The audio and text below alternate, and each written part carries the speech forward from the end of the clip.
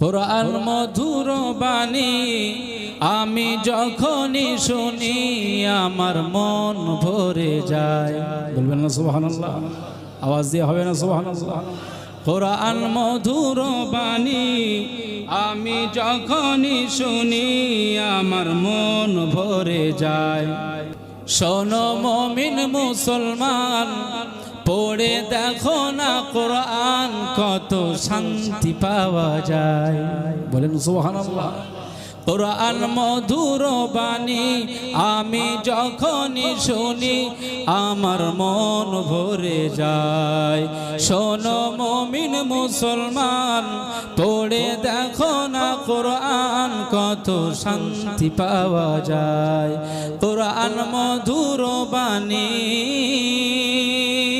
প্রতিটি হরফে 10 10 নেকি।